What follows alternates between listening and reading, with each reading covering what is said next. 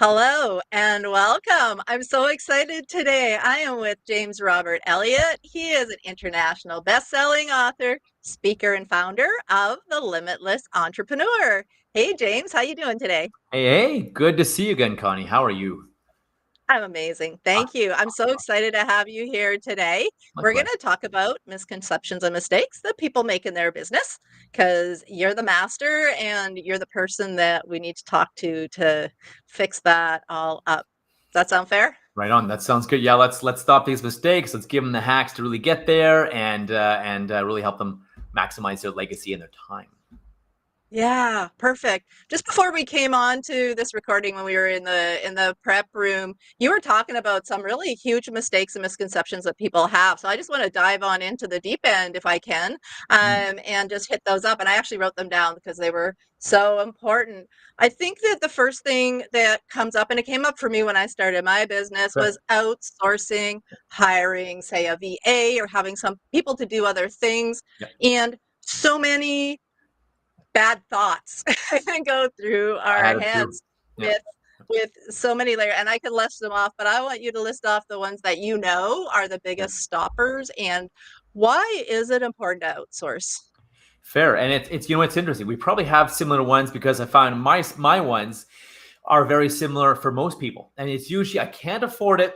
They're going to screw my business up. They're going to steal from me or steal my idea. Or I don't have, this is a big one, I don't have enough for them to do. I couldn't keep a VA or someone busy. And trust me, I will bet my reputation that you could find enough to have probably two VAs, two assistants, two executive assistants too. So just from my knowledge. But those are the common limitations, reasons often, but limitations I think that prevent people from outsourcing. It's fear, and I think we need to be present with that.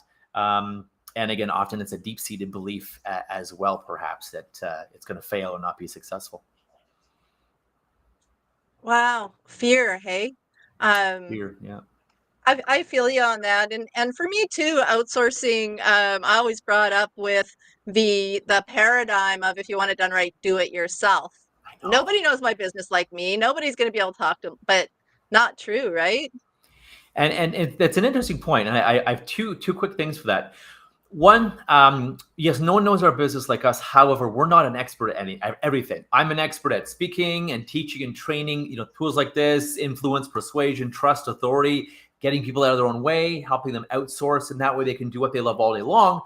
And the stuff that they or I'm not an expert at, like whether it's marketing, whether it's making business cards or flyers or ebooks or whatever, I'm not an expert, nor do I have any interest in doing that. It's a great distraction. It was a great distraction for me trying to do it all myself.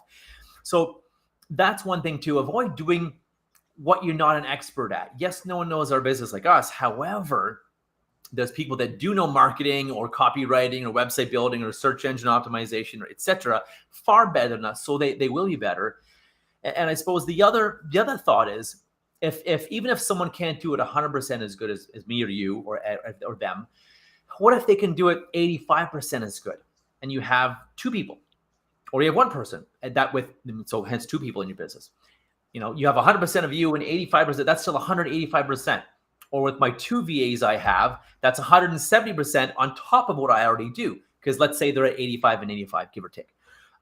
So yes, they're not perfect. They probably won't ever be perfect. However, if you look at the numbers, let's call it 75 or 85 or 90% is good at you, especially at the tasks that they're good at. They may be better than you. I can guarantee you'll maximize your business and they will be better than you.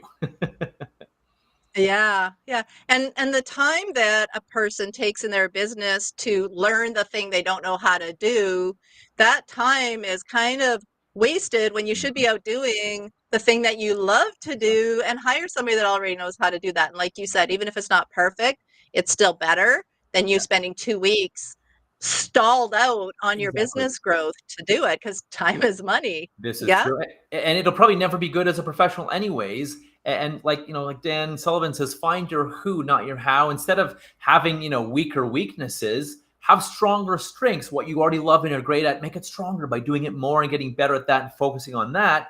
10,000 hour rule type thing versus going and becoming stronger at these weaknesses of marketing or copywriting or ads or Ah. flyers or ebooks or whatever. Yeah, yeah, absolutely. The other thing that we talked about that I know comes up a lot too is imposter syndrome. Huge. That's and that's a deal breaker for some people in their business, isn't it? It's huge, and it's a great point, great question, because it can limit us. It keeps us stuck. It keeps us making excuses not to do something because we're afraid. We're fear it. Maybe are we going to be good enough? Are people going to like it? Will they like us? Will they hate us? And that's okay. By the way, you want that polarization, love and hate versus, well, James is okay. No one buys from James is okay. No one buys from Connie. Yeah, she's okay. She's all right. Whatever. They buy from people they love. And I think that confidence and imposter syndrome is key, because even a lot of confident people I know still have imposter syndrome. They think they're going to be found out, or someone's going to discover that they're not that good, or not worth it, or not good enough, or always the fear of being found out. Or what if I work with a higher level what if I up-level myself? What if I go after higher level people? Oh my gosh. Well, am I going to be find out? Am I going to do it? Am I going to suck? Will it fail? Will they say this thing is crap, James, or this thing is crap, this thing is crap, Connie, type thing? And I think it's something to be very, very cognizant of and continue working on, which is a big part of what I do with people. It'll always be there. And I've met millionaires and billionaires with imposter syndrome. So keeping working on it instead of ignoring it or pretending you don't have it. Because if millionaires and billionaires have imposter syndrome, well, guess what? There's probably something there as well for you that needs to grow or needs to shift and change. And that's something key to look at, because you get rid of that stuff and manage that with some tools I'll teach you. And just, you go forward, you surge forward, take action, kick ass and take names. You don't let that fear or self-doubt or imposter syndrome, which comes out in the form of excuses. Oh, I can't because of blank, or I can't yet because of blank. You won't let stop you. You won't let that stop you, excuse me. Yeah, yeah. There's a lot of people that I you can feel it out there on social media and in businesses. They're saying they're confident, they're saying it's all good, but they're not being truthful and honest. And that brings us to the third thing is being ethically helpful, Mm, being being a professional fair. ethically. Can you explain that a little bit? Because I think it gets muddled up in pretending to be somebody you're not versus ethically being authentic. And that's a really good point. And I guess it comes from the fake it till you make it paradigm, and again, the be authentic, be raw and real and honest. And I'm a raw and real honest kind of guy. I'm far from perfect, not perfect.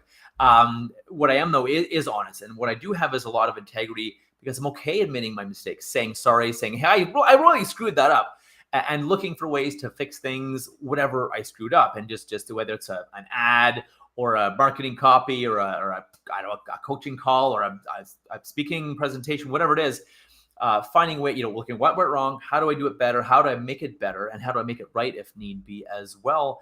And it's a huge thing to have that influence, because of course, when we have that influence, people say yes to us, people buy from us, and they pay us more for just because it's us.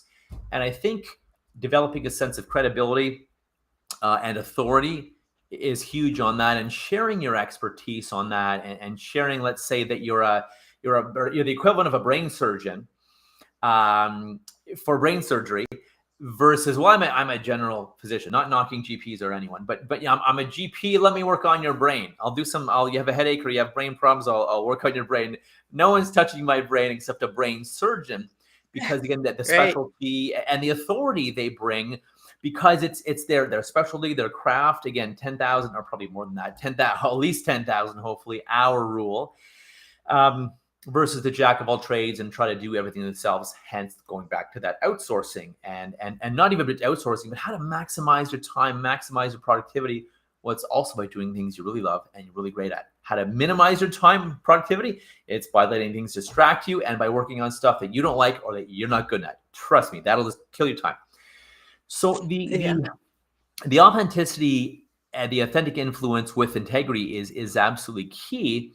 And that comes from, again, being an authority of something, speaking out about something, being whether you want to call it a coach or a thought leader or an idea generator or author or whatever we want to call it these days, being I'll even won't even use the word thought leader because it might be intimidating. Just being a source, a credible source of value, give value to people.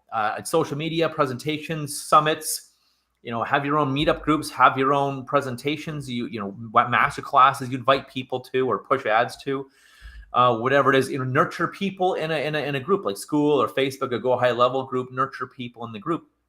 And that can be a huge, huge authority builder, trust builder, which will build your influence. And the more people consume of you, typically, unless you're an ass or they really don't like you, typically the more they like and trust you and get to know you, which means authority and influence, credibility, and thus them telling you yes and wanting to do business with you, even if you're Mhm. charging more money. Yeah, absolutely. What is this journey like for your customers, real quick? Somebody comes to you and they start to work with you. What is the beginning of that journey? And do you do group or individual? Great, that's a really good question. So both actually. The program is a really cool hybrid program. So there's a group coaching, dare I call it a course, but a group coaching foundations experience that people will work with, and then also there's a one-on-one coaching aspect as well, learning tools, strategies, hacks, different way of shifting and looking at things or approaching things. Again, hiring people, different ways of looking at productivity. So there's a strong foundations program as a group, and then we look at the one-on-one. What are the nuances, things specific to you, your business, fears, worries, self-doubt, imposter syndrome, and how do we create more financial freedom, more time freedom, more fun, more giving back, more living, more travel, more awesome stuff, especially health. Taking back our health because wow, the burnout and the overwhelm and the fear, wow, will that ever kill our health? So it's looking at taking that back. I think is a huge part of that, honestly, Connie, and being able to maximize our success and performance as a business owner, but I wouldn't say minimize, but really lessen the amount of time we're in the business. So more time we can work on the business or just have freedom to play, give back, leave the world a better place, live healthy and have vitality in life and have fun. Heaven forbid, the other F word people forget about. Have fun in life and business. Those are good F words. Yeah, you know, For it's gotta sure. be. We gotta So get so enjoy it. it's all about kind of the as above, so below. So when you're emotionally and spiritually healthy, you're also physically healthy, right? Is that where we're headed down this road? Exactly. Yeah. That and vice versa. I think it's a continuum. Like it's exactly. Mentally healthy, physically healthy, spiritually, mind, body, everything. I think you're right. And Yeah. being able to do it the right way and find the best way of running your business and working with things and being in flow, so to speak, getting a lot of stuff done in a minimum amount of time and having the most amount of fun, hanging out with really cool people, doing stuff like this with you. That for me is the name of the game. And heck, let's add some travel to that. Let's add some cool retreats to that. Let's go together, go away, make a big difference in the world too. Again, leave it better than we found it and have a lot of fun and purpose while we do it. Oh my gosh. So fun. So fun. I think Right we got on. to talk about that. We That's it. Oh my totally God, that's a do. whole other For subject sure. today. Yes, yes. For sure. Right on. James Robert Elliott, thank you so much for your time. You're welcome.